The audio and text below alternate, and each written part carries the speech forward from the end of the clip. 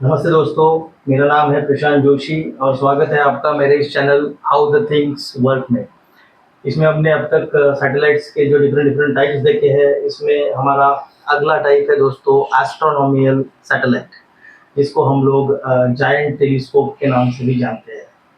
तो ये सैटेलाइट क्या होता है दोस्तों, जिसे हम लोग एस्ट्रोनॉमिकल सैटेलाइट कहते हैं, ये अब हम जानने की कोशिश करते हैं।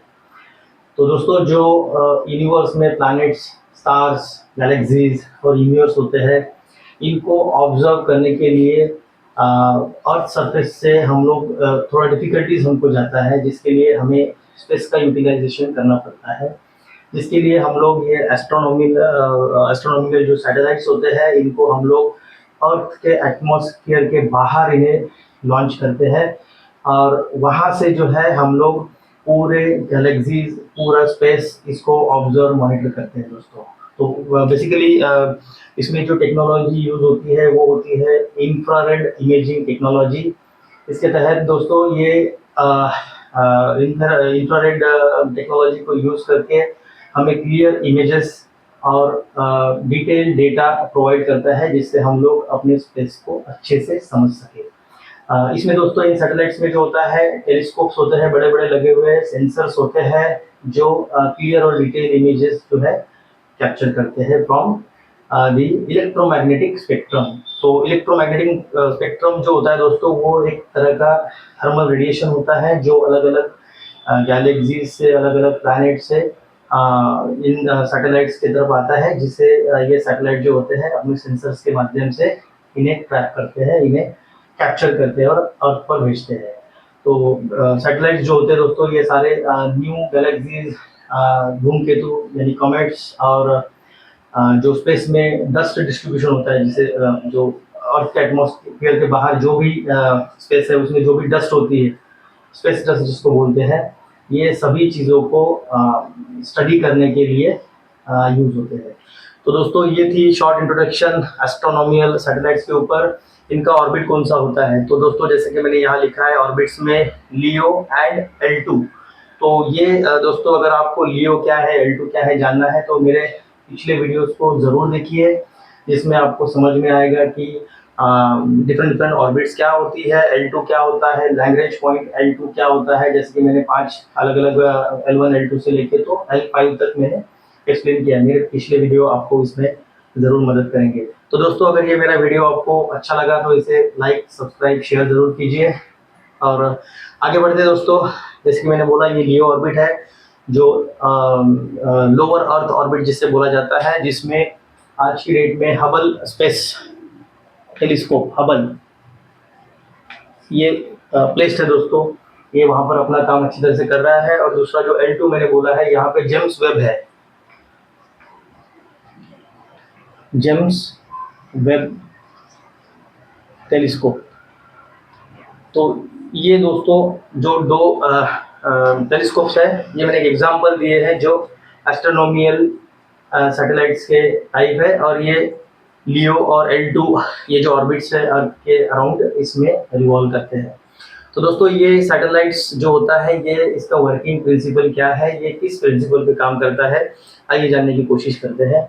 जैसे कि मैंने यहाँ लिखा है infrared, ultraviolet and multi wavelength, और थर्ड लिखा है मैंने X ray and gamma rays. ये मेजरली यूज होने वाले प्रिंसिपल्स है जिसके ऊपर ये सैटेलाइट्स काम करते हैं। तो इंफ्रारेड में ये कैसे काम करते हैं दोस्तों, तो जो इंफ्रारेड वाली वेवलेंथ होती है, इलेक्ट्रोमैग्नेटिक जो पूरा स्पेक्ट्रम होता है, उसमें से पर्टिकुलरली इंफ्रारेड वाली जो वेवलेंथ होती है, ये उन वेवलेंथ्स को डिटेक्ट करते हैं। वो जो वेवलेंथ होती है, वो जो इंफ्रारेड लाइट्स होती है, वो एक तरह की एनर्जी होती है जो अदर प्लैनेट से, अदर ऑब्जेक्ट से, अदर कूल स्टार जो होते हैं स्पेस में, उनसे रिलीज होती है।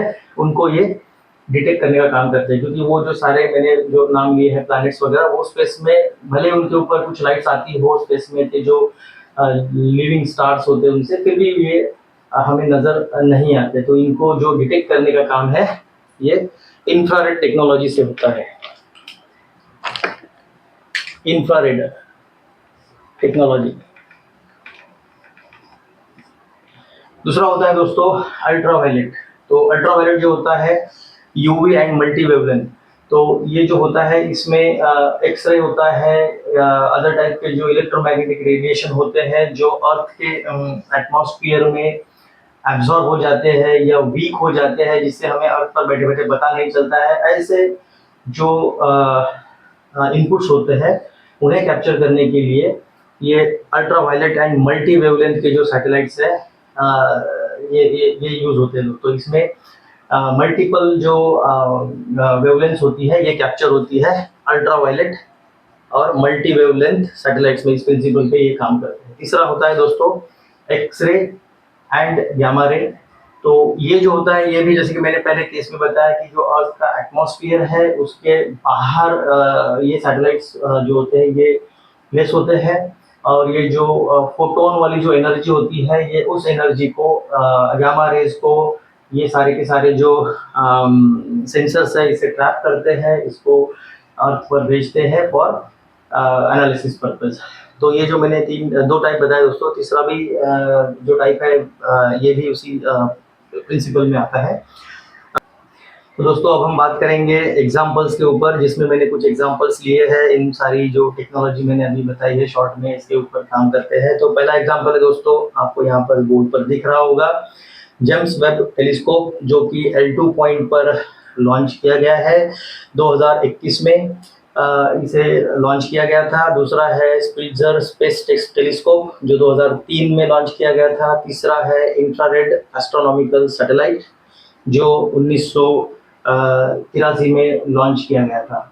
ये सारे के सारे जो तीन मैंने बताए दोस्तों ये काम करते हैं इंफ्रारेड प्रिंसिपल के ऊपर, जिसमें ये इंफ्रारेड्स को एब्सॉर्ब करते हैं, सेंस करते हैं और उसे फर्दर एनालिसिस के लिए अर्थ पर भेजते हैं। दूसरा जो एग्जांपल है दोस्तों हबल स्पेस टेक्नोलॉजीज, ये टेलीस्कोप का नाम है जो 1990 में लॉन्च किया गया था।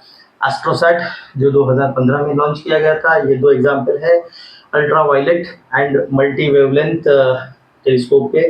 तीसरा है दोस्तों चंद्रा जो 1999 में लॉन्च किया था। ये एक्सरे बेस्ड प्रिंसिपल पे काम करता है, यानी थर्ड टाइप के ऊपर काम करता है।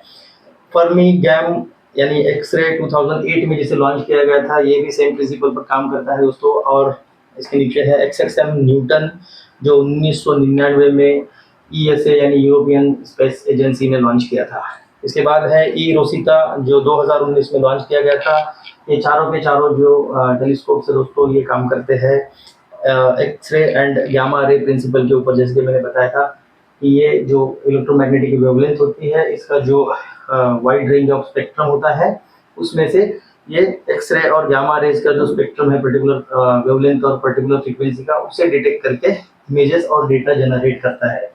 इसके अलावा दोस्तों कुछ एक्सप्लैनेट होते हैं, उसके लिए कुछ एक्सप्लांट हंटर्स बने जाते हैं। एक्सोप्लैनेट मीन्स जो हमारे सौर सिस्टम के बाहर के प्लैनेट्स होते हैं जो किसी और स्टार या सन के अगेंस्ट घूमते हैं, उसके ऑर्बिट में ये घूमते हैं, रिवॉल्व करते हैं।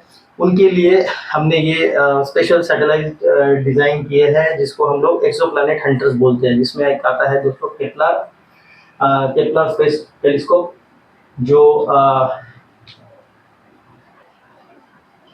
तो एक्सोप्लैनेट सैटेलाइट में से पहला है दोस्तों केपलर स्पेस टेलीस्कोप जो 2009 में लॉन्च किया गया था।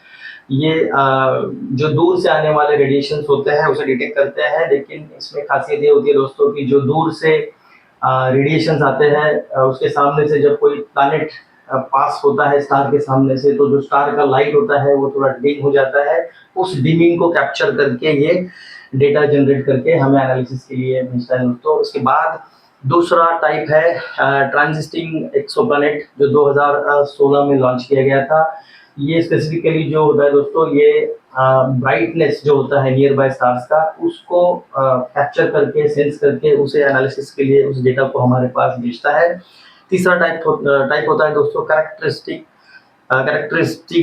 Characterising exoplanet satellite CHEOPS। ये भी यूरोपियन स्पेस एजेंसी ने लॉन्च किया है दोस्तों। ये जो हमारे सौर मंडल के बाहर जो प्लैनेट्स होते हैं ये उनका साइज मेजर करने के लिए पर्टिकुलरली यूज होता है। इसके अलावा दोस्तों मेरे नेक्स्ट वीडियोस में मैं कुछ बात करने वाला हूँ इलेक्ट्रोमैग्नेटिक स्पेक्ट्रम के ऊपर। जैसे कि हमने बोला है कि स्पेक्ट्रम में ये सब चीज़ें कैसे काम करती है, हम इसमें डिटेल में बात करेंगे कि इलेक्ट्रोमैग्नेटिक स्पेक्ट्रम क्या होता है। क्योंकि इलेक्ट्रोमैग्नेटिक स्पेक्ट्रम एक ऐसी चीज़ है जिसमें से कुछ वेवलेंथ और कुछ फ्रिक्वेंसीज को हम लोग देख पाते हैं, ह्यूमन देख पाते हैं, और कुछ को हम नहीं देख पाते। तो जो कुछ हम देख पाते हैं वो हम ऑब्वियसली देखते ही हैं। उसमें से एक एग्जांपल है रेनबो। इसके अलावा स्पेस में बहुत सारी चीज़ें हैं जो हम लोग नहीं देख पाते हैं, हमें उन्हें अलग अलग तरीके से डिटेक्ट करना पड़ता है, जिसके लिए हम लोग एस्ट्रोनॉमिकल सैटेलाइट्स को यूज़ करते हैं। तो दोस्तों, आपको ये मेरा वीडियो कैसा लगा, आप मुझे कमेंट सेक्शन में ज़रूर बताइए। इस वीडियो को शेयर कीजिए, लाइक कीजिए, सब्सक्राइब कीजिए, और मैं जल्दी आपके साथ रूबरू होऊंगा मेरे अगले वीडियो में। धन्यवाद।